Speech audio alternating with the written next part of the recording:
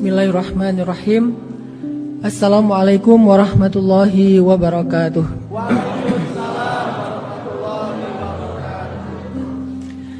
Alhamdulillahirabbil alamin. Alhamdulillahilladzi la yaruddu man sa'alah wa la yaqta'u man wasalah wa la yakilu man tawakkala alaih.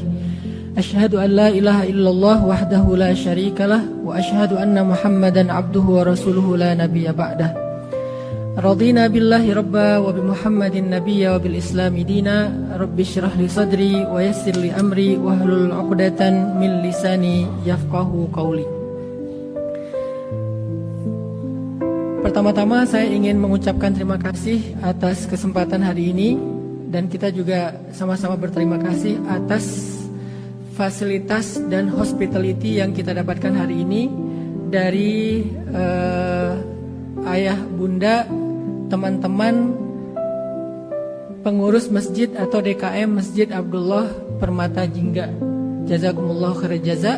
Kemudian juga dari adik-adik Switch yang sudah berinisiatif untuk membuat sebuah sharing event bersama dengan anak-anak muda Kota Malang. Begitu juga buat teman-teman dari Kokam, terima kasih banyak atas supportnya pada sore hari ini. Dan masih banyak sekali di sini orang-orang hebat pastinya yang dengan support mereka secara diam-diam mungkin akhirnya kegiatan sharing pada sore hari ini bisa kita laksanakan bersama. Alhamdulillah. Dan turunnya hujan di sore hari ini walaupun tidak lebat, tapi ini juga menjadi sebuah rahmat dari Allah, bahwa Allah insya Allah ridho dengan apa yang kita lakukan di Masjid Abdullah ini.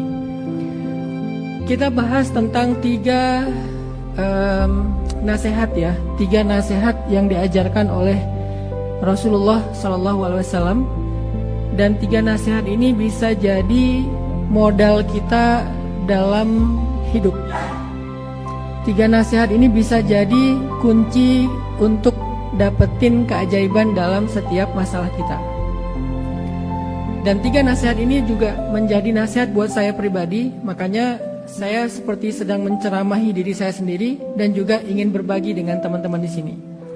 Nasihat yang pertama adalah diambil dari kisah seorang laki-laki. Jadi dulu tuh di zaman Nabi ada seorang kakek.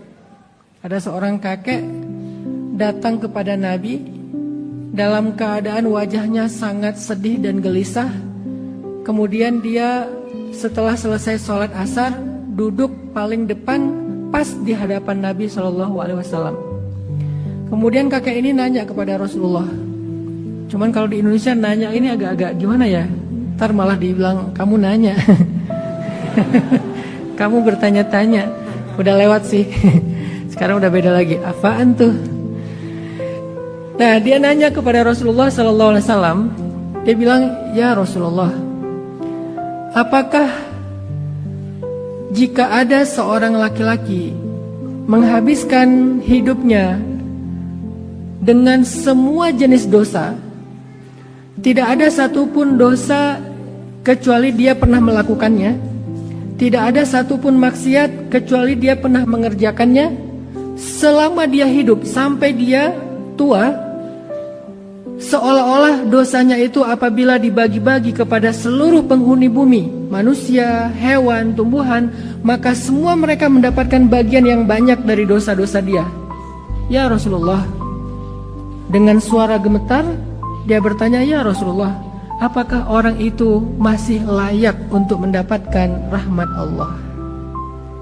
Kalau dosanya dibagi kepada seluruh makhluk yang ada di muka bumi, manusia, hewan, tumbuhan, dan semesta, semua akan mendapatkan bagian dosa yang banyak dari dosa-dosa dia. Apakah orang yang seperti ini ya Rasulullah masih layak mendapatkan rahmat Allah? Kemudian dia tertunduk setelah dia bertanya seperti itu sampai dagunya ketemu dengan dadanya. Dia tertunduk dalam keadaan sedih, takut, dan dalam keadaan gelisah. Mendengar pertanyaan ini Rasulullah SAW kemudian juga diam, karena Rasulullah ikut prihatin dengan kondisi laki-laki tersebut yang bertanya tentang masalah dosa yang sangat banyak. Rasulullah prihatin. Dan Rasulullah nggak serta-merta langsung memberikan jawaban atau sekedar basa-basi. Rasulullah mencoba untuk memahami dulu kondisi orang ini. Beberapa detik Nabi diam, tiba-tiba turunlah wahyu kepada Nabi SAW. Turunlah ayat kepada Nabi SAW di dalam surat Az-Zumar ayat 53. Allah Subhanahu wa taala berfirman, A'udzu billahi minasy syaithanir rajim. Bismillahirrahmanirrahim. Qul ya ibadiyalladzina asrafu ala anfusihim قل يا عبادي الذين أسرفوا على أنفسهم لا تقنطوا من رحمة الله لا تقنطوا من رحمة الله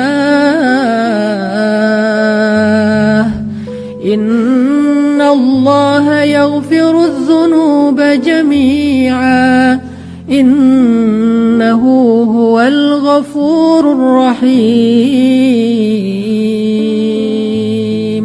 Sadaqallahul azim. Apa arti dari ayat ini? Qul ya ibadiyalladzina asrafu ala anfusihim. Katakan, siapa yang disuruh katakan? Nabi Muhammad SAW. Katakan kepada orang itu, katakan kepada orang-orang seperti dia. Bukan hanya dia, tetapi orang-orang yang seperti dia, yang telah menghabiskan usianya dengan dosa, yang kalau seandainya dosa itu dibagi-bagi rata di antara penduduk bumi, semuanya dapat bagian yang banyak. Katakan kepada mereka, ya ibadi, wahai hamba-hambaku. Jadi gimanapun mereka hina, gimanapun mereka rendah, gimanapun mereka kotor dengan dosa-dosa, Allah masih memuliakan mereka dengan panggilan terhormat, ya ibadi. Allah nggak mengatakan wahai pendosa. Allah nggak mengatakan wahai ahli maksiat. Allah nggak mengatakan wahai manusia. Allah nggak mengatakan wahai orang-orang yang tercela. Allah memanggil mereka dengan panggilan yang terhormat, yang mulia. Dan Allah juga memanggil Nabi Muhammad dengan kata yang sama. Subhanalladzi asra bi'abdihi. Maha suci Allah yang memperjalankan hambanya, yaitu Nabi Muhammad. Artinya kalimat abdun, Abdullah, Abdurrahman dan seterusnya, itu adalah kalimat pemuliaan dari Allah kepada hamba. Ternyata meskipun laki-laki ini adalah seorang pendosa yang hina, yang tidak ada satupun dosa di muka bumi ini kecuali dia pernah melakukannya, Allah masih sayang kepada dia dan orang-orang seperti dia, sehingga Allah memantaskan mereka dengan panggilan ya ibadi, wahai hamba-hambaku. Dan kita termasuk di antara orang yang dipanggil Allah, karena semua kita pendosa. Walaupun tampilan kita mungkin dianggap sebagai orang solih, tampilan kita dianggap sebagai ahli ibadah, tampilan kita dianggap sebagai orang yang sangat religius, sangat islami, tampilan kita bahkan kadang terkesan seperti manusia suci. Tapi sesungguhnya rahasia kita itu yang tidak Allah tampakkan, Allah jaga, Allah tutup aib kita, kita itu semuanya pendosa. Sehingga ketika Allah berfirman, ya ibadi, wahai hamba-hambaku, kita lagi dipanggil sama Allah, teman-teman. Jadi jangan berpikir bahwa ayat ini tentang seseorang, bahwa ayat ini tentang kisah sahabat. Tapi ayat ini adalah tentang kita. Sehingga ketika kita mendengar atau membaca ayat ini, kita yang merespon, ya ibadi, kata Allah, wahai fulan hambaku, wahai Hanan hambaku, wahai Buni hambaku, wahai siapapun di antara kita di sini, ya ibadi, wahai hambaku, alladzina asrafu ala anfusihim, yang telah melampaui batas terhadap dirinya sendiri. Apa maksud melampaui batas? Yang dosanya itu lebih daripada yang bisa dibayangkan oleh dirinya sendiri. Yang dosanya itu nggak biasa. Apa dosa biasa? Dosa nggak sengaja, dosa yang sedikit, dosa kecil. Sedangkan ini dosa yang sengaja, dosa yang banyak, besar pula. Baik dosa yang dia malu tentangnya maupun yang terang-terangan dia nggak malu tentangnya. Ini namanya orang yang melampaui batas. Semua dosa-dosa besar dia pernah lakukan, atau sebagian besar dari dosa-dosa itu pernah dia lakukan, atau satu saja dari dosa besar yang mencelakai dia di dunia dan di akhirat dia pernah lakukan. Dia pernah minum khamar, dengan beragam variannya. Dia pernah berzina dengan berbagai macam bentuknya. Dia pernah membunuh dengan berbagai macam kezalimannya. Dia pernah makan riba dengan berbagai macam bentuk-bentuk riba itu, dan seterusnya. Banyak dosa-dosa besar. Yang pasti mungkin kita pernah meninggalkan sholat. Atau bukan mungkin, yakin kita pernah meninggalkan sholat sejak kita balik. Usia laki-laki balik rata-rata 10 tahun, kita yakin gak pernah ninggalin sholat sejak 10 tahun sampai hari ini. Yakin Ustadz, yakin apa? Yakin pernah ninggalin sholat. Dan gak sekali, berulang kali. Ada yang istiqomah. Istiqomah sholat zuhur, istiqomah sholat subuh dijamak dengan sholat duha. Masih mending sih. Masih sholat duha. Ada yang sholat subuhnya ditutup dengan hanya ya udahlah, udah terlanjur. Besok coba diperbaiki, besok kelewat lagi, lusa kelewat lagi. Bertahun-tahun Allah manggil dia di waktu subuh tapi dia gak dengar.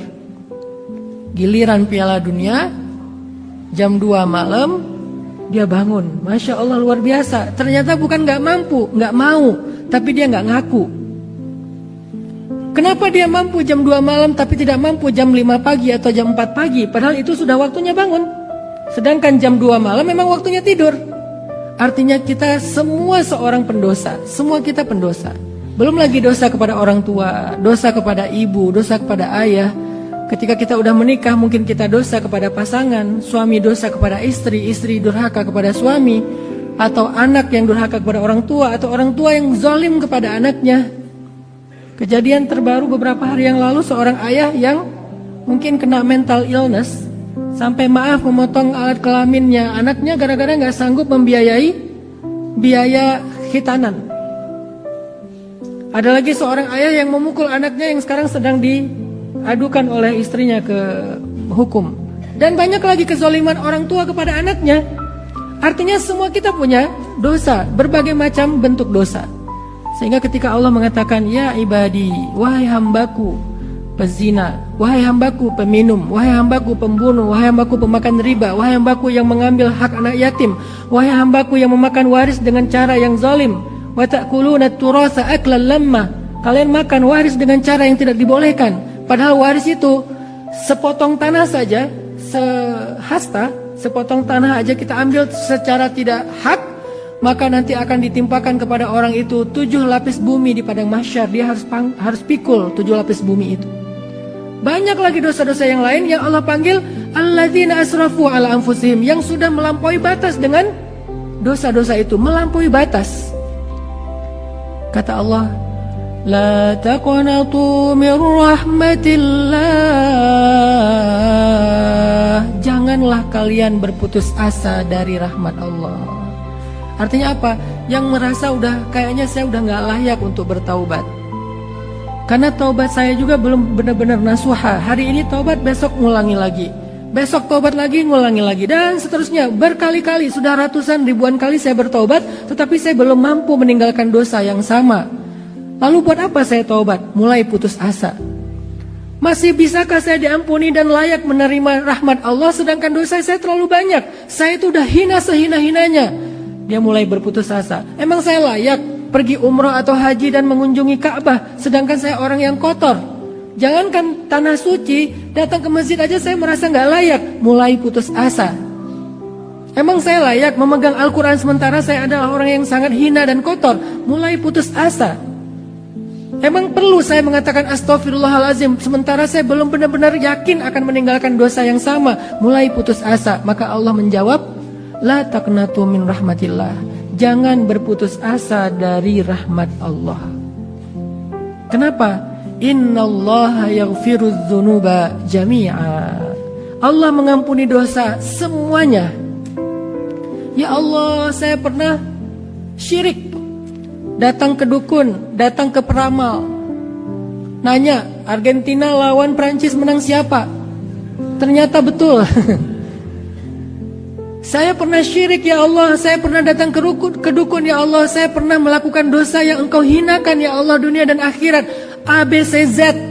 Kita adukan kepada Allah, apakah saya masih bisa diampuni? Kata Allah, innallaha yaghfirudz dzunub jami'a. Allah mengampuni semua dosa, tidak ada pengecualian, termasuk syirik, termasuk syirik.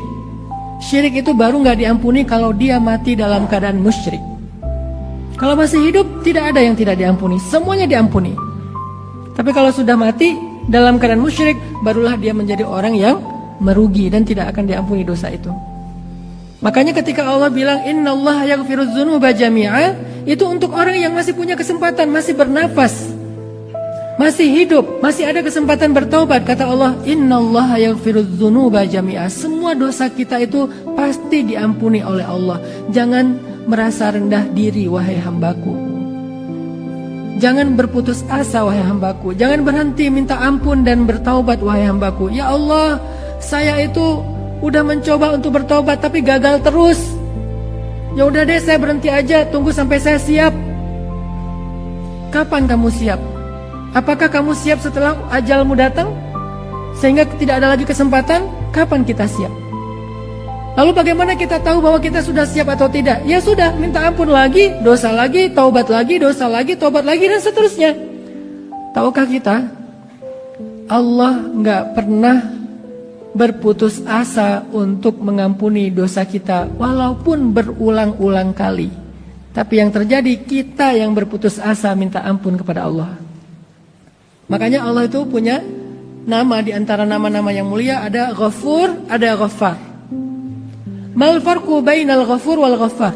Apa bedanya antara Ghafur dan Ghaffar? Ghafur artinya mengampuni dosa sebesar apapun dosa itu. Sebesar apapun dosa itu. Walaupun kita sampai merasa benci terhadap diri kita sendiri karena dosa kita, Allah Ghafur.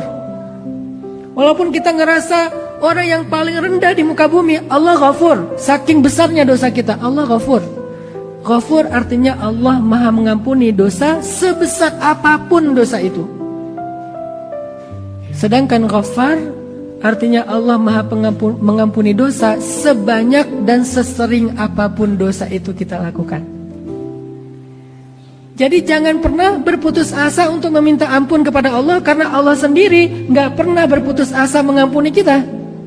Hari ini bikin dosa nih, lalu malamnya, ya Allah saya nyesel banget hari ini, kenapa saya masih melakukan dosa itu, maafkan saya ya Allah, saya pengen taubat, pengen lebih benar besok. Dengan yakin, dengan sungguh-sungguh, dengan harapan yang besar di dalam hati kita, pengen benar-benar bertaubat. Besok lemah lagi, namanya manusia. Malam itu udah kayak, wah semangat banget. Besok kegoda lagi, gara-gara temen, gara-gara lagi sendiri, gara-gara apa dan seterusnya, kegoda lagi nih, bikin lagi dosa. Malamnya, ya Allah nangis-nangis minta ampun. Besok melakukan lagi, malamnya nangis lagi, siangnya lakukan lagi, malamnya nangis lagi. Setiap kali kita nangis, setiap kali itu juga Allah mengampuni, walaupun kemarin kita sudah mengulangi dosa-dosa yang sama. Sesungguhnya kata Allah, Aku membuka pintu taubat dan pintu ampunan di malam hari untuk hambaku yang berdosa di siang hari. Aku buka pintu taubat dan ampunan di siang hari untuk hambaku yang berdosa di malam hari. Setiap hari Allah bukakan pintu taubat dan ampunan itu. Maka nasihat pertama kata para ulama untuk hidup dan menjemput keajaiban dalam hidup kita, jangan berputus asa dari rahmat Allah, terutama dalam proses memperbaiki diri. Kayaknya proses taubat itu harus jadi daily life kita, daily activity kita, daily rutin kita. Apa daily rutin kita? Rutinitas kita itu adalah taubat. Rutinitas kita taubat. Jangan berpikir taubat itu adalah kegiatan setahun sekali pas Ramadan. Jangan berpikir taubat itu adalah kegiatan seumur hidup sekali pas haji atau umroh. Jangan berpikir taubat itu adalah kegiatan akhir hayat kita, ntar aja pas sudah tua. Coba kita jadikan taubat, memperbaiki diri sebagai rutinitas kita setiap hari. Walaupun kita bertaubat dari dosa yang sama setiap harinya. Jadikan itu rutinitas kita. Dan itulah awal dari segala kebaikan kita. Makanya ulama pernah bilang gini, min awwalil khair an tatruka syarr. Awal dari segala kebaikan hidup, tinggalkan dosa. Dan tinggalkan dosa itu salah satunya adalah dengan istighfar dan taubat setiap hari. Jadi kalau kita teman-teman mau dapetin kebaikan hidup, mulailah dengan tarkus syarr, tinggalkan dosa. Minimal dengan astagfirullahaladzim. Salah lagi astagfirullahaladzim. Bisa sekali, bisa 1000 kali, bisa 10.000 kali. Pokoknya banyakin tinggalin dosa dengan istighfar, banyakin tinggalin dosa dengan taubat, banyakin tinggalin dosa dengan berusaha untuk ninggalin walaupun kadang gagal lagi. Itu awal dari khair, dari banyak hal yang baik dalam hidup kita. Masalah rezeki, kebaikan keluarga, kebaikan jodoh, kebaikan karir, kebaikan kesehatan kita, kebaikan mental kita, kebaikan dalam apapun dari hidup kita. Awalnya tarkus syarr, meninggalkan dosa. Dan jangan berputus asa dalam proses meninggalkan dosa. Sehingga ketika Nabi membaca ayat ini, la taqnatu min rahmatillah, kemudian ditambah dengan ayat wa rahmati wasi'at kullasyai', dan rahmat Allah itu mencakup segala hal. Tiba-tiba laki-laki ini berdiri, dia angkat kedua tangannya, dia katakan Allahu Akbar, Allahu Akbar, Allahu Akbar. Sambil dia keluar dari masjid berjalan sambil takbir, kata para sahabat, kami masih mendengar suara takbirnya bahkan ketika dia sudah hilang dari penglihatan kami. Udah jauh masih kedengaran suara takbirnya. Saking happy-nya laki-laki tersebut, ternyata orang sebanyak dosanya dia, sehina dia, masih mendapatkan rahmat Allah Subhanahu wa taala. Lalu kira-kira lebih banyak mana dengan dosa kita? Kayaknya lebih banyak dia deh kalau kita agak GR dikit. Soalnya kan dia bilang gak ada satupun dosa yang dia tidak lakukan. Kalau kita kan masih ada nih list-list dosa yang belum kita lakuin nih. Kayaknya saya belum deh yang ini. Bukan kebaikan tapi dosa. Artinya kita gak sehina dia, teman-teman. Artinya kita gak separah dia. Ini orang emang parah banget sih. Parahnya parah banget. Tapi orang separah ini masih mendapatkan panggilan ya ibadi dari Allah. Lalu bagaimana dengan kita? Maka jangan berputus asa. Kita boleh merasa hina, tetapi jangan sampai membuat kita menghinakan diri sendiri dengan keputusasaan. Karena merasa hina, merasa rendah, merasa tidak ada apa-apanya di hadapan Allah, itu bentuk penghambaan diri. Bukan di hadapan manusia. Di hadapan Allah itu bentuk penghambaan diri. Namanya hamba memang harus merendah. Tetapi bukan berarti kita merendahkan diri sambil berputus asa. Jadi tips pertama atau nasihat pertama yang diajarkan Rasulullah SAW kepada kita dalam kisah laki-laki tadi adalah cobalah belajar untuk selalu berharap kepada Allah bahwa Allah itu Maha Pengampun, Allah itu Maha Penyayang. Allah itu Ghafur, Allah itu Ghaffar, Allah itu Rahman, Allah itu Rahim. Coba bayangin, pengampun aja pakai 2 nama dan penyayang pun ada 2 nama. Ghafur, Ghaffar, Rahman, Rahim. Saking Allah tuh pengen ngasih kita harapan. Kalian pikir aku gak sayang sama kalian? Aku tuh Rahman. Kalian pikir aku gak sayang sama kalian? Aku tuh Rahim. Kalau kalian ahli ibadah, aku tuh Rahim sama kalian. Kalau kalian ahli maksiat, aku tuh Rahman sama kalian. Coba. Alasan apa lagi kita merasa bahwa Allah gak sayang sama kita? Kalau kita udah beribadah kepada Allah, Allah itu Rahim sama kita. Kalau kita udah banyak berbuat dosa, Allah itu Rahman sama kita. Terus mau lari dari mana dari kasih sayang Allah? Gak bisa lari sebetulnya, kecuali orang yang menutupi dirinya dari kebaikan Allah.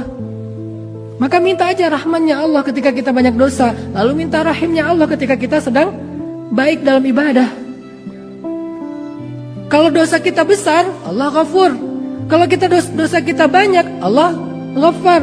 Mau gimana? Masih ada alasan untuk nggak bertaubat dan kembali pada Allah? Nggak ada, teman-teman. Allah selalu membuka pintu seluas-luasnya. Sedangkan kalau kemarahan Allah, itu kalimatnya tuh cuma 1. Allah Azizun, udah selesai. Nggak ada 2 yang seperti Rahman, Rahim, Ghaffar, Ghafur. Belum lagi nanti ada Ra'ufun, ada Wadudun, ada banyak nama-nama, Qudusun, Salamun, Muhaimin. Banyak sekali nama-nama yang menunjukkan rahmatnya Allah kepada kita. Artinya hari ini kita belajar untuk selalu berpikir bahwa kita itu layak untuk bertaubat kepada Allah gimana pun rendahnya diri kita. Dan mulailah dari situ segala kebaikan hidup kita. Kebaikan hidup kita dimulai dari kembali kepada Allah Subhanahu wa taala. Tarkus syarr, tinggalkan dosa. Yang kedua, kata para ulama, nasihat dalam hidup itu La tahqiranna minal ma'rufi syai'a. Jangan meremehkan kebaikan. Yang pertama, tinggalkan dosa, walaupun harus berkali-kali, walaupun harus berulang kali, walaupun ngerasa gak layak banget. Dan yang kedua, la tahqiranna minal ma'rufi syai'a, kata Nabi. Jangan meremehkan kebaikan, walaupun mithqala dzarrah, walaupun sekecil zarrah. La tahqiran, jangan remehkan kebaikan. Ada banyak orang yang gara-gara meremehkan kebaikan, akhirnya dia menunda-nunda kebaikan. Contoh, mau ngaji harus idealis, perfeksionis. Ngaji itu 1 juz. Kalau nggak bisa 1 juz, ntar aja deh pas ada waktu buat 1 juz. Nyari-nyari waktu yang bisa ngaji satu juz, sehingga ketika ada waktu 5 menit nggak ngaji. Ada waktu misalnya 5 menit, atau ada waktu kosong sebentar, nggak mau sholat 2 rakaat. Pas lagi ngelamun nggak mau zikir. Zikir kok cuma 10 kali. Nanggung, namanya zikir itu 1000 kali lah. Kalau 10 kali mah ya nanggung gitu, udah diam aja. Ini namanya orang yang meremehkan kebaikan. Padahal sekali kita berzikir, sebutlah misalnya zikirnya subhanallah wa bihamdi subhanallahil azim. Berapa detik? Cuman 2 detik, bukan 1 menit. Lagi ngelamun nih 2 detik, subhanallah wa bihamdi subhanallahil azim. Udah selesai, segitu doang tuh. Apa makna atau fadilah keutamaan dari zikir ini? Kata Nabi, kalimatan khafifatan 'alal lisan, habibatan ilar rahman, thaqilatan fil mizan.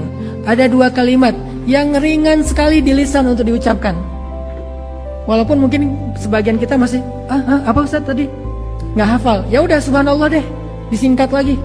Kalau hafal lebih panjang, subhanallah wa bihamdi subhanallahil azim. Salah kebalik, subhanallahil azim wa bihamdi, beda lagi fadilahnya. Salah aja tetap ada keutamaan, apalagi benar. Salah aja tetap berpahala, apalagi benar. Karena dua-duanya benar sih. Cuman kan maksudnya tadi subhanallah wa bihamdi kebalik ya. Subhanallahil azim wa bihamdi. Harusnya subhanallah wa bihamdi subhanallahil azim. 2 kalimat khafifatan 'alal lisan, sangat ringan di dalam lisan kita, gampang diucapin. Tapi thaqilatan fil mizan, sangat berat di timbangan. Coba, ketika nanti amal soleh kita ditimbang-timbang dengan dosa zahir, dengan dosa batin, dosa pikiran, dosa mata, itu tuh kita butuh banget amalan-amalan yang kita nggak sengaja tapi ngeberatin timbangan. Dan salah satu yang nggak sengaja tadi, artinya nggak sengaja, gampang banget. Subhanallah wa bihamdi subhanallahil azim, memberatkan timbangan. Selain memberatkan timbangan, habibatan ilar rahman, Allah suka banget, cinta banget dengan 2 kalimat ini. Sehingga siapapun yang mengucapkan kalimat ini, Allah jatuh cinta kepada dia. Kayak kita dengan pasangan, bagi yang udah punya pasangan, bagi yang belum nanti aja deh. Kadang kita mengucapkan kalimat yang bikin rasa cintanya bertambah, betul? Belum tahu ya? Nanti akan ketahuan. Jadi ada, kalau dalam pasangan itu, dengan pasangan halal kita ya, ada kalimat-kalimat yang kalau kita ucapin, dia makin cinta sama kita. Kalimatnya sederhana, kamu kok makin cantik aja setiap hari, segitu doang. Dan kalau kita ucapkan itu dengan mata berbinar-binar, jujur dari hati, bukan pura-pura, dia itu bertambah cinta loh sama kita. Atau cewek ngomong ke suaminya dengan sebuah kalimat penghargaan apa, dia katakan suaminya itu laki-laki apa, kamu tuh laki-laki yang hebat, kamu laki-laki yang bertanggung jawab atau apapun, itu bertambah cinta. Dan begitulah Allah kepada hambanya. Ketika kita katakan subhanallah wa bihamdi subhanallahil azim, Allah makin cinta sama kita. Dan cintanya Allah itu adalah modal hidup banget teman-teman. Artinya la tahqiran, jangan remehin. Diam kita diganti dengan zikir sekedar subhanallah, diganti dengan zikir la ilaha illallah miftahul jannah, la ilaha illallah itu pembuka pintu surga. Atau sekedar kita kayak nge-repost sebuah konten yang baik, atau sekedar misalnya share sebuah konten yang baik, atau sekedar apapun. Misalnya hari ini ada pengajian di Masjid Abdullah, kita tahu tuh dari posternya, kita tahu dari teman kita, langsung kita forward lagi ke grup atau ke teman kita yang lain. Sesederhana itu, maka itu adalah sebuah kebaikan yang besar. La tahqiran, jangan remehkan. Makanya Nabi mengatakan la tahqiranna minal ma'rufi syai'a. Ditambah lagi walau antalqa akhaka biwajhin talik, walaupun cuman senyum doang. Senyum doang. Ayo senyum. Walaupun senyum doang, la tahkiron. Apa sih Ustadz, senyum aja dipaksa-paksa? Enggak, bukan maksa. Ini lagi simulasi nih. Walaupun cuma senyum, jangan remehin loh senyum itu. Kayak misalnya kita lagi di jalan ya, ada orang usil, ada orang yang mungkin gak tertib, gak disiplin di jalan. Terus dia pula yang marah-marah. Kayak kemarin ada yang viral, ibu-ibu naik mobil, di belakang ada ambulan, dia pula yang marah-marah. Gak mau minggir, gak halang-halangi ambulan udah menghindar, dia halangi lagi. Dia buka kaca, dia marah-marah, gak mau, pokoknya gak mau. Artinya orang gak ngerasain bahwa sekedar minggir dikit, sekedar dia ngalah sedetik aja. Apalagi untuk ambulan, gak usah untuk ambulan, ngalah untuk orang lain yang kadang-kadang buru-buru ngeklakson kita. Siapa tahu dia lagi pengen ke toilet. Siapa tahu dia emang buru-buru karena anaknya lagi sakit di rumah. Siapa tahu banyak. Iltamis li akhika alfa uzrin, berikan kepada saudaramu 1000 alasan. Kata ulama, iltamis li akhika alfa uzrin, cari untuk saudaramu 1000 alasan. Oh mungkin. Kalau nggak sanggup, ya udah deh, pasti ada. Cuman saya nggak tahu.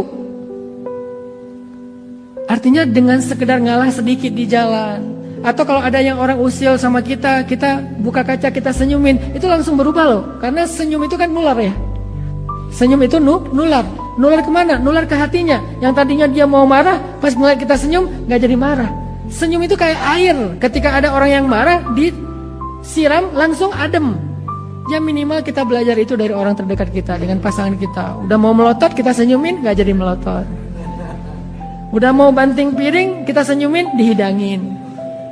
Udah tadi mau banting pintu, disenyumin, malah bukain pintu, dan seterusnya. Intinya, walau antalqa akhaka biwajhin thalik, tapi bukan berarti senyumnya bebas kemana aja ya, senyumin mantan, apa, enggak juga sih. Itu senyum syubhat. Walaupun senyumnya pakai emoticon, la tahkiran loh. Ini kalau saya terjemahin hadis ini dalam konteks sosial media, janganlah kalian meremehkan kebaikan walaupun sekedar 1 emoticon. Kan terjemahan mu'asarah, terjemahan kontemporer ya.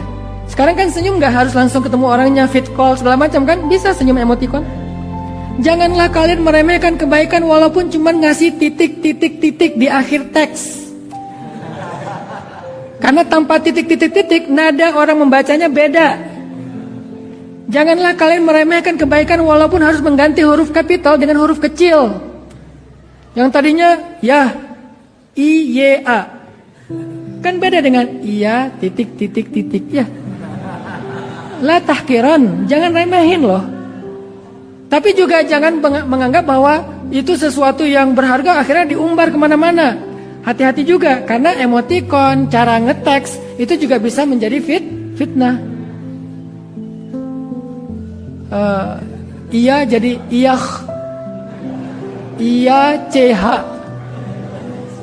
Udah gitu pakai emoticon apa please, emoticon little love atau big hug atau apa dan seterusnya. Nggak sembarangan juga. Tetapi emoticon itu berpengaruh loh. Kalau istri saya lagi ngambek, saya biasanya kan kalau lagi ngambek itu males buka WA ya. Kita ngeliat kan dia lagi online nih, wah lagi online nih, buru-buru ngetik, typing, ngirim. Pas ngirim biasanya nggak dibuka. Cara udah dipancing sih di awalnya di atas, dia nggak ngebuka itu bukan suuzon, dia takutnya kita masih marah, sehingga dia nggak buka. Supaya dibuka di atas itu kalimat pertamanya emoticon duluan, senyum kayak, nyengir kayak, guling-guling kayak gitu. Oh nggak dibaca juga, akhirnya pakai kalimat yang bikin dia penasaran. Tahu nggak? Titik-titik-titik. Cewek kan paling susah kalau udah penasaran ya. Tahu nggak? Titik-titik-titik. Itu dibuka itu, langsung diklik. Walaupun nanti dia bilang nggak sengaja kok keklik. Artinya jangan remehin loh kebaikan-kebaikan kayak gitu. Senyum doang, ucapan yang baik. Kadang-kadang kita tuh kayak susah banget mau memuji orang. Selama pujian kita nggak berlebihan ya. Kita tuh kayak susah banget memuji orang. Walaupun kita sendiri ngerasain senang kalau dipuji. Kenapa kita nggak menyenangkan orang lain dengan pujian, dengan ucapan, dengan ekspresi? Bukankah kata Nabi amalan yang paling Allah suka itu adalah sururun tudkhiluhu fi qalbi mu'min, membahagiakan orang lain. Karena Nabi membahagiakan Sayyidah Aisyah dengan mengatakan ya Humaira, wahai cewek yang pink. Karena Humaira itu artinya pink. Bahasa orang yang lebih senior, kemerah-merahan. Wahai perempuan yang wajahnya pink, saking putihnya dan saking cantiknya, sehingga Aisyah makin pink. Karena ngerasa malu. Kan Aisyah itu pemalu ya. Dipuji sama Nabi makin malu tapi tersanjung, sehingga Aisyah makin cinta sama Nabi. Jangan remehin kalimat-kalimat yang baik. Artinya Nabi bilang la tahqiranna minal ma'rufi syai'a. Sekarang saya pengen baca satu hadis yang agak panjang tentang betapa sebuah amalan itu sekecil apapun kelak di akhirat itu akan menolong kita, teman-teman. Ada hadis dari Abdurrahman bin Samroh. Hadis ini derajatnya hasan dan para ulama sangat merekomendasikan hadis ini, termasuk Imam Ibnul Qayyim Al-Jauziyah, Imam Ibnul Jauzi, Imam Ibnu Taimiyah, para ulama-ulama ahlul wa'ad, mereka merekomendasikan hadis ini. Rasulullah SAW pernah memberi kami nasihat dengan sebuah kalimat. Kata Nabi, inni ra'aitul barihah ajaban. Kata Nabi, kemarin aku melihat sebuah keajaiban. Nabi itu kalau buka sebuah nasihat itu nyaman gitu, bukan aku bersabda, enggak gitu. Nabi itu enggak galak ya, by the way ya. Jadi Nabi itu enggak galak. Kalau kita baca hadis Nabi dengan nada galak, kayaknya kita kurang ada missing link dalam membaca hadis. Karena Nabi itu enggak galak. Kadang-kadang kita tuh udah ngumpulin hadis-hadis untuk menjudge orang lain. Suami ngumpulin hadis tentang istri, istri ngumpulin hadis tentang suami. Sehingga ketika istrinya salah, "Mah, Rasulullah bersabda." Padahal Nabi aja enggak kayak gitu ke Aisyah. "Aku bersabda." Enggak. Padahal Nabi pemilik hadis loh. Kita yang bukan pemilik hadis pakai-pakai.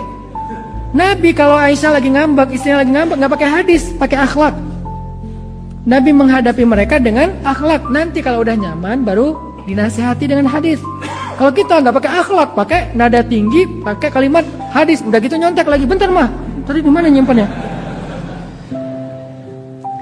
Nabi bilang, inni ra'aitul barihah ajaban. Sesungguhnya kemarin aku melihat sebuah keajaiban. Kalau Nabi bilang keajaiban itu benar-benar ajaib. Kalau kita kadang-kadang terlalu norak ya, hal biasa sepele bilang ajaib. Nabi kalau bilang keajaiban, ajaib banget. Apa yang ajaib? Nabi itu kan diberikan oleh Allah kemampuan melihat tentang sesuatu yang tertutup hijab. Misalnya melihat surga, melihat neraka, melihat kejadian hari kiamat, melihat masa depan. Itu ditampakkan kepada Nabi, sehingga Nabi melihatnya seperti kita ngelihat nonton Avatar 3D. Mungkin lebih dari itu, pastinya lebih daripada itu. Kok ngomong Avatar Ustaz? Ya biar lebih kebayang ya. Artinya Nabi itu punya teknologi yang Allah berikan lebih dahsyat daripada 3D. Benar-benar ngerasain. Kalau Avatar 3D itu kan kayak diciprat-cipratin air, seolah-olah kita kayak lagi di laut gitu kan. Tapi kan itu airnya nggak real gitu, cuman air yang dicipratin, pakai shower apa gitu mungkin. Tapi kalau Nabi ngerasain surga itu benar-benar ngerasain, bukan sebuah simulasi doang. Nah, Nabi bilang, aku melihat sesuatu yang sangat ajaib tentang hari kiamat.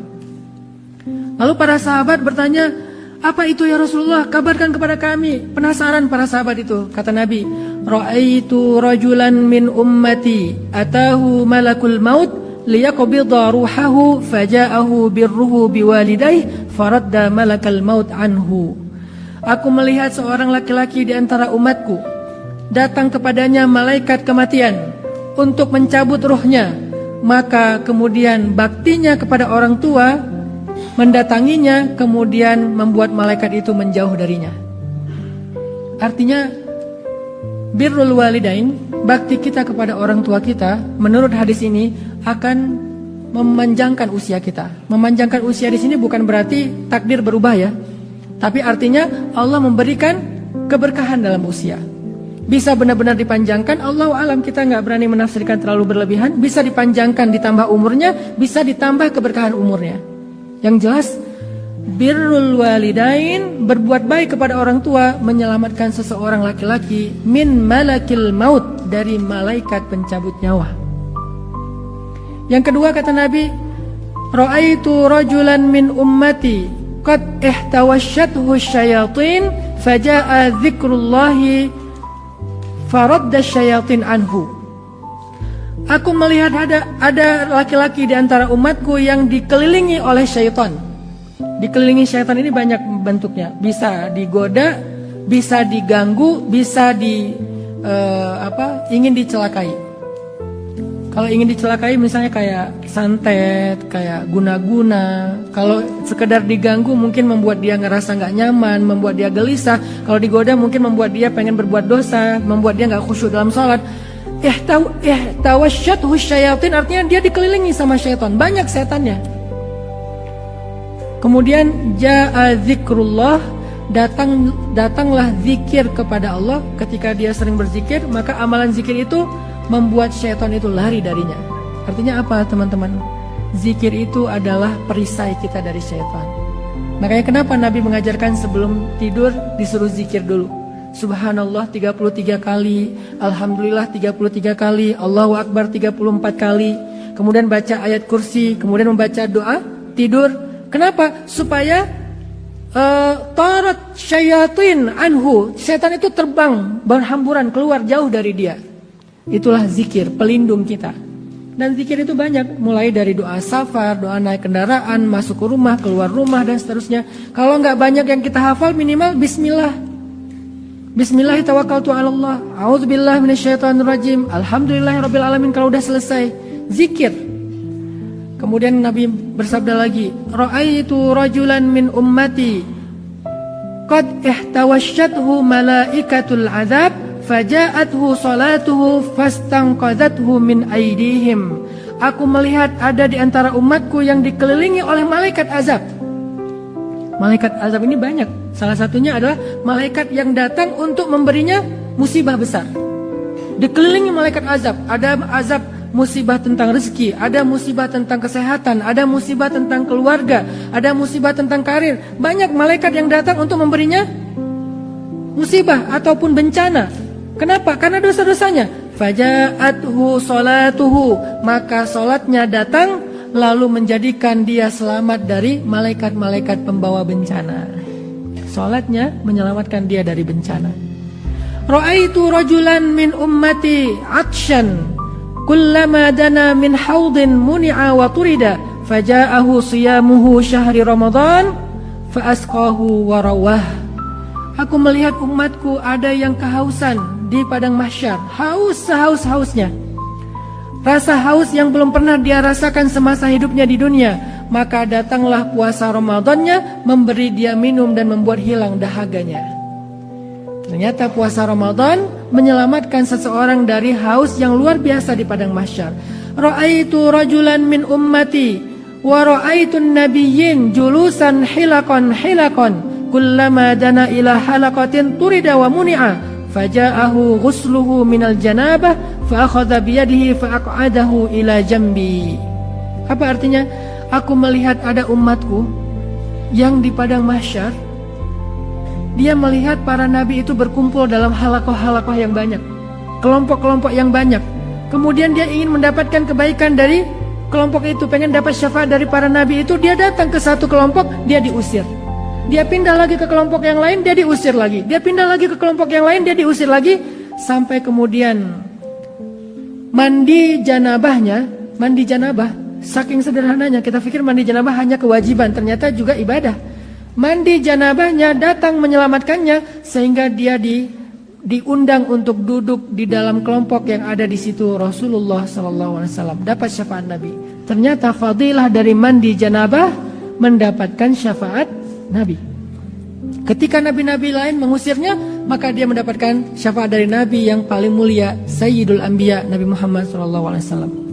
Ra'aitu rajulan min ummati min baini yadayhi zulmah wa min khalfihi zulmah wa an yaminihi zulmah wa an yasarihi zulmah wa min fawqihi zulmah wa huwa mutahayyar fiha faja'ahu hajjuhu wa umratuhu fastakhrajahu min az-zulmah wa adkhalahu fin nur. Aku melihat umatku di tengah-tengah kegelapan.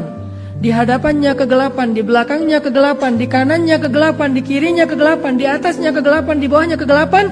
Dia diliputi kegelapan yang luar biasa, sehingga dia bahkan tidak bisa melihat jarinya sendiri.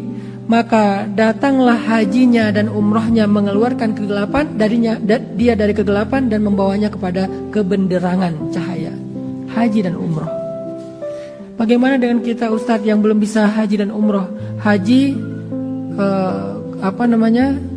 jadwalnya bisa paling cepat 7 tahun. Haji plus saja antara 5-7 tahun. Haji normal mungkin 15 tahun ke atas. Haji istilahnya furoda, kemarin baru ada aja kejadian furoda banyak yang ternyata qadarullah nggak berhasil berangkat. Bagaimana dengan kita yang nggak bisa haji Ustadz? Umrah juga belum sanggup, belum ada kelebihan rezeki. Apakah kita dapat fadilah dari haji dan umrah? Dapat. Apa fadilah dari haji dan umrah? Salat syuruk, setelah salat subuh berjamaah di masjid, nggak keluar dulu dari masjid, duduk itikaf sekitar 1 jam dari setelah azan subuh atau setelah salat subuh, maka saat terbit matahari udah sempurna, salat syuruk 2 rakaat sama dengan melaksanakan ibadah umrah. Ra'aitu rajulan min ummati yattaqi wajhan nar wa syarraraha faja'athu sadaqatuhu fasarat sitran bainahu wa bainan nar wa zilalan ala ra'sihi. Aku melihat di antara umatku ada yang mau dibakar dengan api neraka sehingga dia tutup wajahnya karena dia takut wajahnya terbakar api neraka. Kemudian datanglah sedekahnya menyelamatkannya, dan sedekah itu menjadi sitar, menjadi pembatas atau hijab antara dia dengan api neraka. Hadis ini panjang sekali, yang saya baca baru sepertiga. Masih banyak sekali fadilah-fadilah, baik fadilah dari berharap kepada Allah, takut kepada Allah, berbuat baik kepada manusia, apalagi ini fadilah dari husnuzan kepada Allah, fadilah dari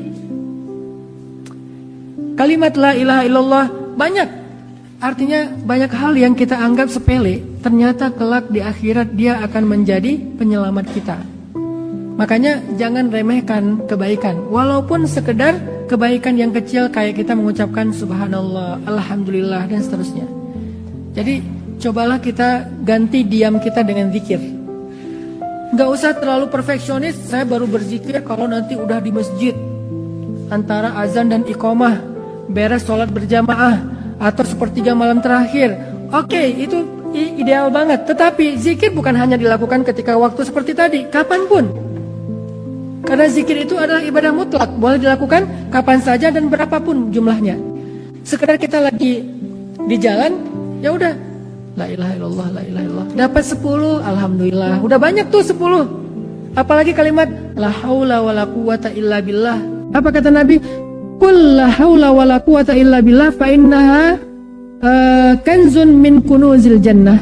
La haula wala quwata illa billah itu harta yang tersimpan di dalam surga. Artinya kalau kita pengen jadi orang terkaya di dunia, ucapkanlah la haula sekali saja, udah lebih kaya daripada Elon Musk.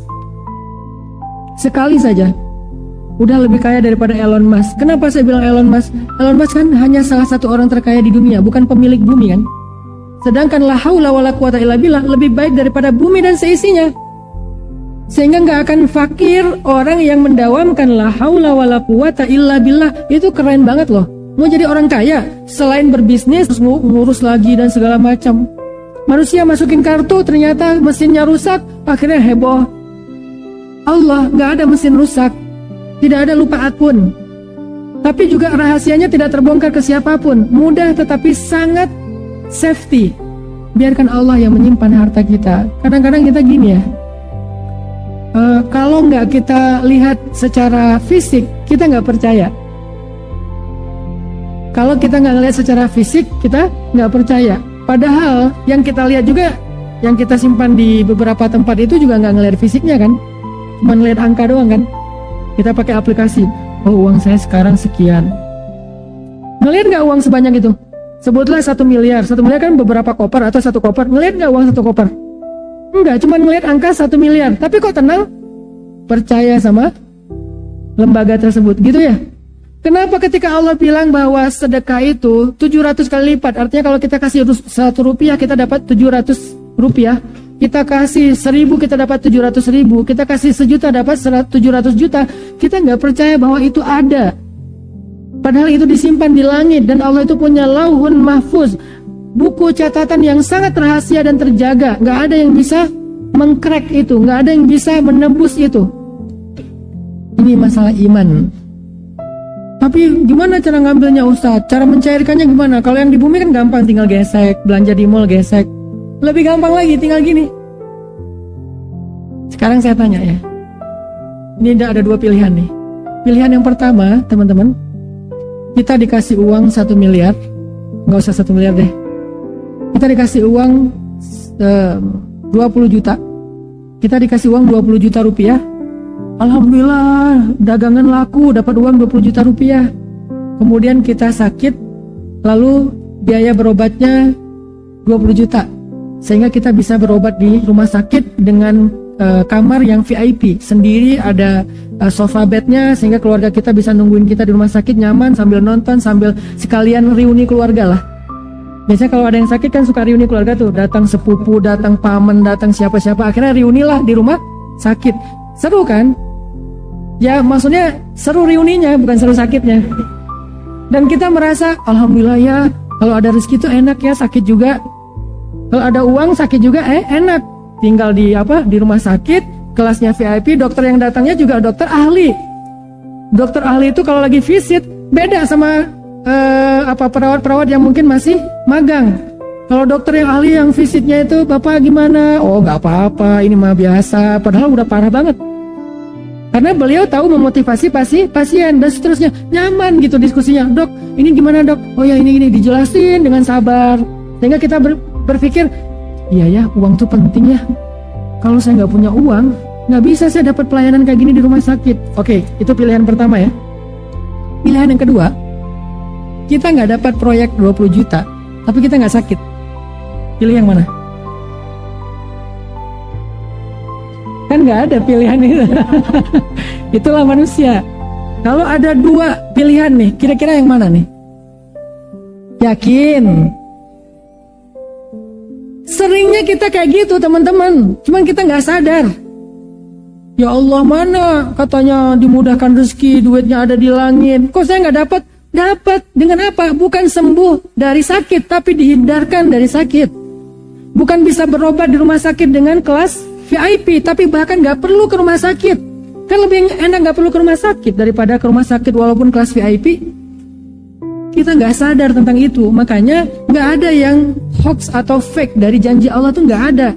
Cuman cara Allah berinteraksi dengan hambanya tuh sering kita nggak ngerti karena kita bodoh dan nggak terlalu yakin sama Allah. Gitu juga dengan keluarga kita, anak-anak kita. Dengan punya uang banyak, akhirnya saya bisa nyekolahin anak saya di sekolah yang mahal. Biaya masuknya ada tuh di Jakarta, satu sekolah biaya masuknya 150 juta SD. Di Malang juga ada Ustadz, kata teman-teman. Oh iya ya, di Bandung ada 80 juta misalnya. Masuk 80 juta. Ada yang masuk 150 juta. Kemudian uang bulanannya 5 juta. Uang tahunannya 30 juta. Karena saya punya uang, akhirnya saya bisa nyekolahin anak saya di sekolah yang mahal. Yang satu lagi, saya nggak punya uang, sehingga nggak bisa nyekolahin anak. Saya cari sekolah yang murah-murah aja. Akhirnya sekolah yang murah itu sekolah agama. Sekolah agamanya sekolah Al-Quran. Akhirnya anaknya hafiz Al-Quran. Mana yang lebih baik? Dua-duanya baik. Silahkan kita pilih. Nggak ada yang buruk. Saya nggak mau menjudge siapapun. Tetapi di sini kadang-kadang kita salah paham, seolah-olah kalau nggak dapat yang ini kita kayak orang yang kurang beruntung. Para sahabat itu doanya Nabi. Ada yang berani doa kayak gitu? Nabi itu pengen jadi orang miskin, wafat sebagai orang miskin, dibangkitkan sebagai orang miskin, di surga bersama orang miskin. Miskin ya, bukan fakir. Tapi kan kata Nabi itu kemiskinan dekat dengan kekufuran. Kata siapa? Nabi gak pernah ngomong gitu. Tapi kan terkenal hadisnya, terjemahnya keliru. Kalimat bahasa Arabnya kadal fakru ayyakuna kufran. Hampir-hampir kefakiran membuat orang kufur, bukan kemiskinan, kefakiran. Apa beda miskin dengan fakir? Miskin adalah tentang kondisi ekonomi, finansial, hartanya pas-pasan. Fakir tentang masalah mental. Bisa jadi orang kaya lebih fakir daripada orang miskin ketika dia selalu merasa kurang. Udah jadi orang terkaya di dunia, masih merasa kurang. Kenapa? Ada yang lebih kaya dari dia. Kemarin disalib. Urutan pertama disalib jadi urutan kedua. Sehingga dia merasa kurang. Harus tahun ini saya jadi nomor 1 lagi. Fakir. Karena dia merasa kurang walaupun udah punya sekian ribu triliun. Sedangkan orang miskin, alhamdulillah ya, bisa makan enak, beli nasi goreng hari ini, dimakan bertiga. Itu orang kaya, ghani. Tetapi finansialnya miskin. Tetapi mentalnya ghaniyun, orang yang merasa cukup. Jadi nggak ada kata orang miskin dekat kepada kekufuran, itu nggak ada. Itu hadis yang salah diterjemahkan di Indonesia. Terjemahan yang lebih tepat adalah hampir saja kefakiran menjadikan seseorang itu kufur. Makanya Nabi berdoa, ya Allah, aku berlindung kepadamu dari fakro, dari kefakiran. Tidak pernah Nabi berdoa, ya Allah, aku berlindung kepadamu dari kemiskinan. Gak pernah Nabi berdoa gitu. Terus Ustaz berdoa minta jadi orang miskin. Enggak juga sih. Sama kita. Iman kita belum sekeren Nabi dan sahabat. Abdurrahman bin Auf itu nangis gara-gara jadi orang kaya. Aneh kan? Kita nangis karena pengen jadi orang kaya. Dia nangis gara-gara kok saya kaya sih. Ini gimana cara biar miskin? Sedekah, habisin. Nambah lagi. Kan makin sedekah makin nambah. Salah caranya, kok malah sedekah. Makin sedekah makin nambah. Terus caranya gimana? Cara haram gak mau. Cara halal ya sedekah. Sedekah lagi yang banyak. Sekali sedekah itu 100 ekor onta. Sekali sedekah itu satu kafilah dagang. Ngasih, makin ditambah sama Allah. Sehingga nangis, ya Allah kok gak habis-habis sih harta saya. Wah ini nih nggak habis pikir saya tuh. Lagi buka puasa, istrinya ngidangin banyak makanan, lihat makanan yang banyak malah nangis. Kalau kita ngelihat meja nangis karena kok nggak ada makanan kesukaan saya. Ada kolak, ada opor, ada segala macam. Abdurrahman kata istrinya, wahai suamiku, ada salah apa? Apa ada yang kurang dari masakan aku? Enggak, aku nangis makanannya kok banyak banget. Masya Allah. Artinya ini kenapa jadi ngebahas bab ini ya? Tadi apa sih?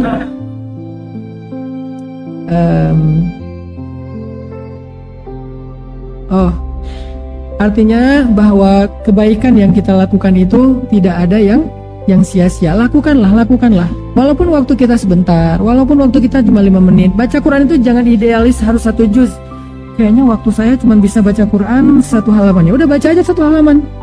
Baru setengah halaman dipanggil. Ada urusan, dipanggil istri, dipanggil anak, dipanggil siapa misalnya. Ya udah tutup, kan nggak apa-apa kan? Nggak dosa kan kita menutup bacaan Al-Quran selama dengan adab-adab yang baik.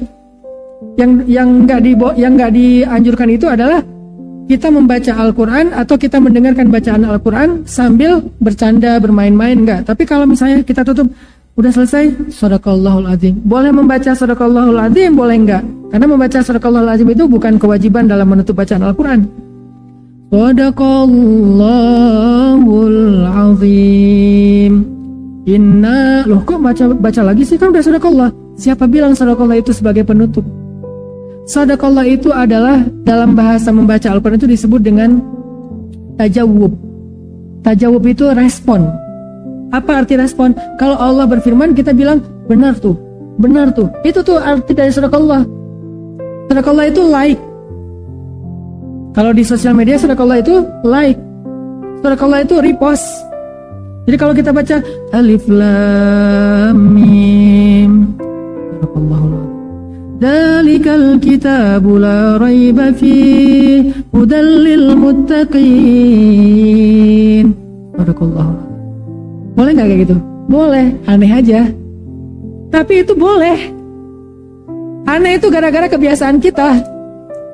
Jadi kalau kita dengar ada teman kita ngaji nih, dia baca Tabarakalladzi biyadihil mulku wa huwa ala kulli syai'in qadir. Kita dengar Shadaqallahul Azim. Alladzi khalaqal mauta wal hayata liyabluwakum ayyukum ahsanu amala wa huwal azizul ghafur. Shadaqallahul Azim. Alladzi khalaqa sab'a samawatin tibaqa. Shadaqallahul Azim. Boleh, malah bagus. Cuman teman kita juga harus pengertian. Kalau dia nggak ngerti, lo apaan sih, lu nggak senang dengan gua ngaji nih? Nyindir aja, Shadaqallah baru juga mulai. Dia nggak ngerti. Kita tuh nggak nyindir dia, kita nggak bilang udahan dong dengan bahasa Shadaqallahul Azim. Atau kalau di ceramah khutbah Jumat itu kan sindiran dari jemaah itu apa? Amin. Itu berarti khatib harus sudah menutup khutbahnya itu. Kalau nggak bentar lagi rusuh. Amin pojok sana, amin pojok sana. Demikianlah jemaah sekalian. Kalau ngaji Shadaqallahul Azim itu bukan berarti suruh nutup. Dia lagi membenarkan apa yang dia dengar. Benar tuh, maha benar Allah. Itu malah bagus. Jadi nggak apa-apa kita tutup. Misalnya mau baca tadinya 1 halaman cuma dapat 2 ayat, nggak apa-apa. Kita bisa tutup dengan sadaqallahul azim, bisa sadaqallahul azim dalam hati, yang penting kita tutup, letakkan Quran di tempat yang mulia. Udah, kita kegiatan yang lainnya nggak masalah banget. Dan satu huruf bernilai 10 kebaikan. Ketika kita hanya bisa membaca satu ayat yang satu baris, ada berapa puluh huruf di situ kali 10. Daripada kita diam, kayaknya tanggung nggak baca Quran jam segini ya, entar lagi juga mau makan. Kenapa tanggung? Tanggung karena kita tahkiran minal ma'rufi syai'a, kita meremehkan kebaikan, makanya nanggung. Kagok ya, lagi banyak-banyaknya dosa tiba-tiba taubat. Lagi enak nih, nanti aja deh Ramadan taubat. Nggak ada yang nanggung. Kebaikan itu nggak ada yang nanggung. Walaupun kita cuma bisa melakukan setengahnya, walaupun melakukan 1/10-nya, walaupun melakukan sebagian kecilnya saja. Faman ya'mal mithqala dzarratin khairan yarah. Jadi nasihat kedua, kalau kita mau hidup kita penuh dengan kebaikan, keberkahan, bahkan keajaiban, jangan remehkan kebaikan, walaupun satu yang kecil saja. Lagi duduk, subhanallah. Kalau bisa, saya ngajak anak muda punya salah satu outfit baru, ataupun mungkin penampilan baru sekarang anak-anak muda, terutama yang cowok, cewek juga nggak masalah. Kemana-mana kalian bawa ini deh. Emang boleh Ustaz pakai tasbih? Nggak pakai tasbih, pakai jari boleh, pakai tasbih boleh, pakai ceker juga boleh. Itu hanya media. Yang penting zikirnya. Jangan sampai tasbihnya udah gede-gede, nggak zikir. Cekernya udah dihias-hias, pink gitu kan, ada warna-warni, bling-bling-bling, tapi nggak pernah angkanya 0. Yang penting adalah zikirnya. Boleh yang nyaman kayak gini, boleh. Yang nyaman kayak gini juga boleh. Saya pakai tiga-tiganya. Kalau yang zikir habis sholat saya pakai jari. Tapi kalau yang sehari-hari biar kadang-kadang kalau gini kan tiba-tiba kepegang apa lupa ya. Nah kalau kayak gini kan ada semacam sugestinya. Oh iya saya lagi zikir ya. Kalau yang ceker itu bikin kita termotivasi untuk lebih banyak. Wah 2.000, 10.000, gitu kan. Itu motivasi. Jadi saya ngajak nih anak muda, kalian koleksi deh benda ini. Kita udah mengkoleksi benda ini, kita mengkoleksi benda-benda macam-macam yang sebetulnya hanya entertain, atau kalau ada kebutuhan pun, ini juga kebutuhan yang dahsyat. Jangan remehkan benda ini. Sehingga kalian kemana-mana jadikan ini kayak misalnya kalian taruh di tangan kalian boleh, kalian pegang kayak gini juga boleh. Sama satu lagi ceker. Ceker taruh di tas kalian atau di mana, beli ceker harganya cuma 2.500 di marketplace. Murah banget. Kalau buat cewek-cewek biar agak fashionable dikit, cari yang bling-bling yang warna pink atau warna kesukaan kalian, nggak apa-apa, pakai di sini. Jangan hanya pakai cincin, pakai ceker sebagai cincin. Dan kalau udah make, itu biasanya lebih banyak zikirnya dibandingkan nggak make. Kalau saya nggak pakai ini nih, zikirnya tunggu sholat. Tapi kalau pakai ini begitu nganggur, buka. Kalau yang ini agak ribet ya bukanya. Wah, sambil diam sambil gitu kan. Kalau pakai ceker udah dipakai di jari, pas lagi nganggur dikit tinggal muter, tek 700. Masya Allah. Padahal cuma 5 menit. Coba bayangin kita ngucapin la ilaha illallah. Saya pernah ngitung la ilaha illallah itu 1000, itu kurang dari 10 menit. 1000 la ilaha. Lagi di pesawat kemarin saya di Banjarmasin ya. Pesawatnya udah mau landing, tinggal sekitar 15 meter dari landasan, naik lagi gara-gara angin kenceng. Ke bawah angin, terus kayaknya pilotnya bilang nih nggak safety banget untuk landing, naik lagi. Akhirnya kita holding di udara sekitar 1 jam. Hikmah yang saya dapatkan apa? Gara-gara itu jadi banyak zikirnya. Turbulence, di belakang ada yang baca Yasin. Yasin wal Qur'anil Hakim. Saya bilang jangan Yasin dong. Kenapa? Yasin itu memudahkan kematian. Kan kalau kalian susah sakaratul maut, bacalah Yasin supaya sakaratul mautnya jangan Yasin dulu, belum.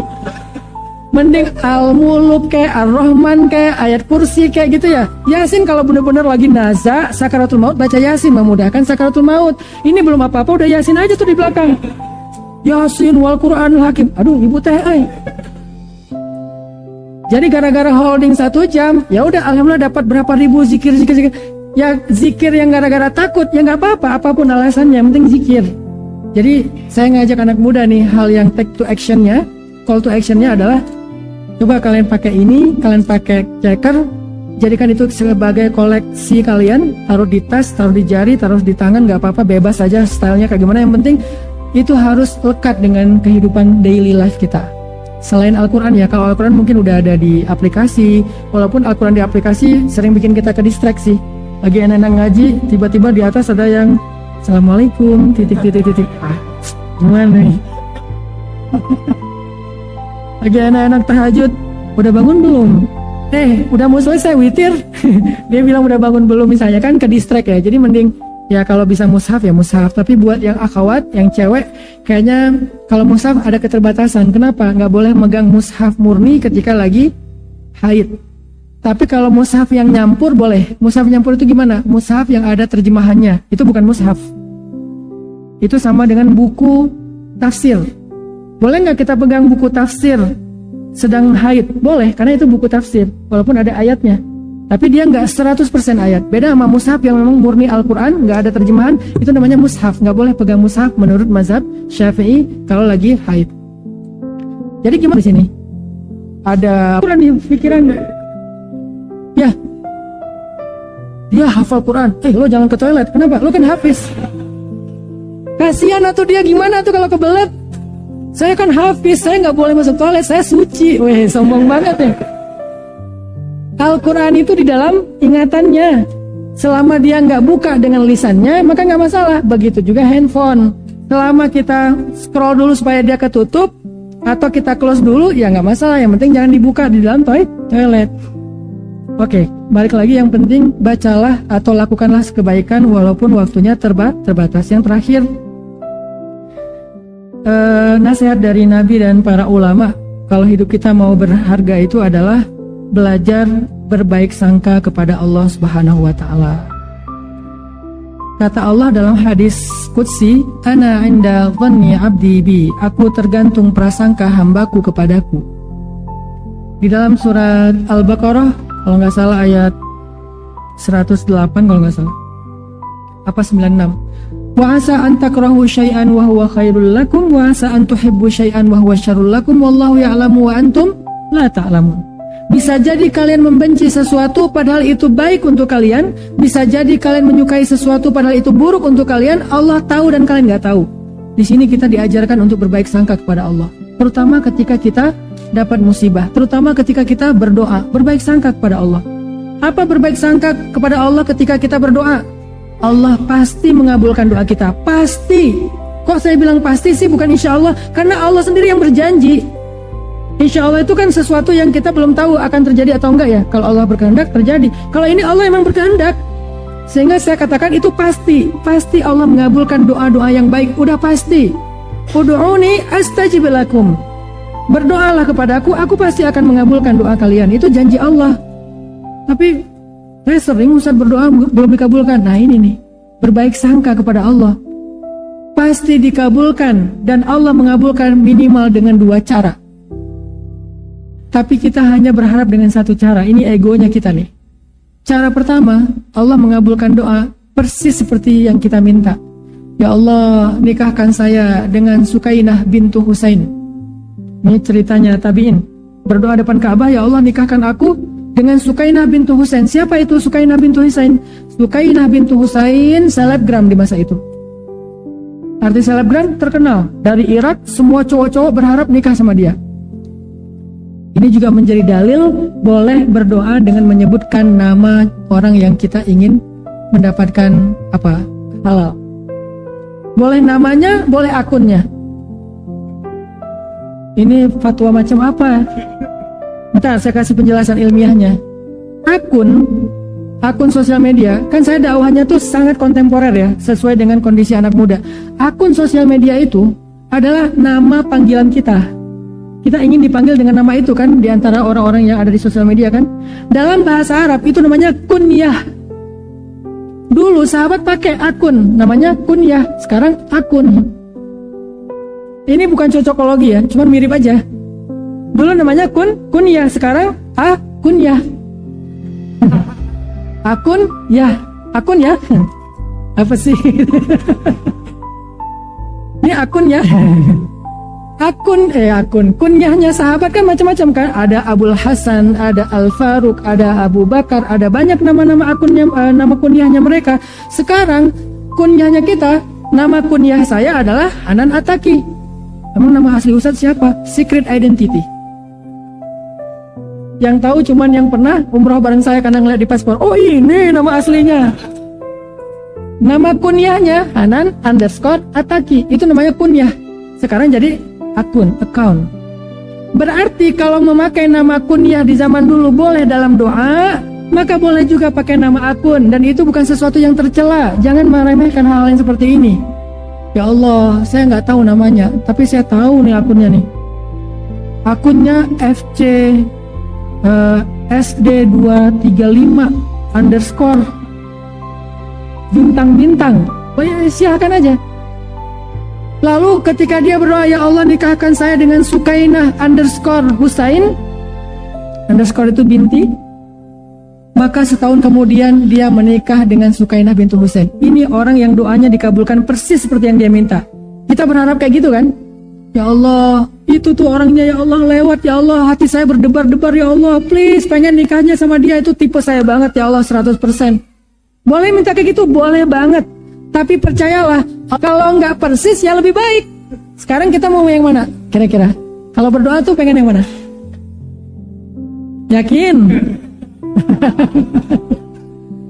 Kalau benar-benar yakin, mulai sekarang jangan komplain kalau doa kita nggak diijabah persis seperti yang kita minta. Ya Allah pengen ini, ya Allah pengen masuk ke kampus fulan, ya Allah pengen SMA-nya di situ, ya Allah pengennya begini, ya Allah pengennya begitu. Ternyata meleset, senyum ke langit. Ya Allah, ada yang lebih baik ya. Gitu husnuzon, maka kita nggak akan pernah berputus asa dalam berharap. Yang kedua, berbaik sangka dalam musibah. Sama dengan doa. Allah kalau ngasih kita musibah, itu artinya mau diganti dengan yang lebih baik. Diambil sesuatu, mau diganti dengan yang lebih baik dari itu. Syaratnya apa? Doa juga. Allahumma ajurni fi musibati wa khlufli khairan minha. Ya Allah, beri saya pahala dalam musibah saya, beri saya ganti yang lebih baik dari itu. Karena saya pernah ngalamin itu beberapa kali, sering lah. Saya kalau dapat musibah memang sedih sih. Tapi setelah sedih saya langsung recovery cepet, gara-gara saya yakin musibah itu cara Allah mengganti nikmat. Quote of the day, musibah itu cara Allah mengganti nikmat yang lebih baik. Sehingga kalau kita dapat musibah, pakai quote itu, cara Allah mengganti nikmat yang lebih baik. Ya udah itu. Saya pernah musibahnya motor saya hilang. Saya beli motor sekitar 18 juta, baru 2 bulan hilang. Pas udah hilang, akhirnya saya lihat ke langit, ya Allah, beri saya pahala dalam musibah saya, beri saya ganti yang lebih baik daripada ini. Gak apa-apa.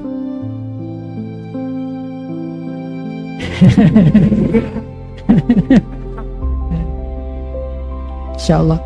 Yang penting adalah, ya apa tadi? Yang penting adalah kalau kita ngomong nggak apa-apa, tapi kepikiran ya. Kepikiran karena sayang, kasihan. Intinya adalah kalau kita dapat musibah itu Allah mau menggantinya dengan yang lebih baik kalau kita berhusnuzon kepada Allah. Saya hilang motor yang harga 18 juta, lalu saya minta doa itu. Seminggu kemudian tiba-tiba ada teman saya dari Surabaya datang ke Bandung, Ustadz, saya ada nazar. Apa nazarnya mas? Saya pengen kalau dapat rezeki dalam sebuah proyek, pengen ngasih Ustadz hadiah motor. Oh gitu? Kok nazarnya libat-libatin saya? Nah, padahal senang gitu ya. Ustadz butuh motor apa? Gak usah deh, terserah aja. Namanya nazar kan wajib dong, harus ditunaikan, hutang soalnya. Terserah aja, padahal saya punya tuh. Tapi biarin dia yang milih. Ya udah Ustadz, yuk kita ikut saya ke dealer. Gak usah, mas aja yang ke dealer. Begitu dia ke dealer, saya wudhu, saya bentangkan sajadah, saya sholat. Dia ke dealer, saya ke langit. Ya Allah, kalau bisa CC-nya lebih gede. Mereknya ini, saya nggak nyebutin karena nggak di-endorse ya. Harganya 30 juta, warnanya hitam, spesifik. Dia datang, bawa motor, saya juga kaget persis seperti doa saya. Wah dahsyat, ternyata doa ini bisa dipakai lagi nih. Dapat. Sebulan kemudian datang lagi dari Karawang. Teman saya pengusaha juga datang. Ustaz, udah lama banget pengen ngasih Ustaz motor. Padahal saya waktu hilang motor itu nggak woro-woro kemana-mana. Diam-diam aja. Kalau saya woro-woro kan berarti saya kayak caper ya. Ini enggak. Dia datang, saya pengen banget ngasih Ustaz motor. Oh gitu? Iya. Padahal alhamdulillah ya. Ustaz butuh motor apa? Enggak, terserah aja. Ya udah ikut saya ke dealer. Nggak usah. Mas aja ke dealer. Dia ke dealer, saya sholat. Ya Allah, pengen yang cc-nya lebih gede biar pakai touring. Waktu itu saya pengen touring sama Edi Brokoli, mau dakwah ke daerah pantai selatan Jawa Barat bareng anak-anak muda. Ya Allah, pengen pakai motor yang itu buat touring bareng teman-teman untuk dakwah anak muda. Kalau bisa yang cc-nya sekian, warna hitam juga, mereknya ini. Datang-datang bawa persis seperti yang saya doain, sampai saya takut mau doa lagi tuh. Masa dikasih lagi motor, moge kan ya? Saya nggak biasa bawa moge, udah cukup segini aja ya Allah. Alhamdulillah. Itu artinya kalau kita berhusnuzon kepada Allah, Allah tunjukkan persis seperti yang kita persangkakan. Aku tergantung prasangka hambaku kepadaku. Mudah-mudahan 3 kunci ini, 3 nasihat ini bisa menjadi modal hidup kita. Yang pertama adalah jangan berputus asa dalam memperbaiki diri, bertobat kepada Allah. Yang kedua, jangan remehkan kebaikan walaupun cuma zikir 1-2 kali, walaupun baca ayat 1-2 ayat. Dan yang ketiga, berbaik sangkalah kepada Allah dalam doa dan dalam musibah. Barakallahu fikum. Wassalamualaikum warahmatullahi wabarakatuh.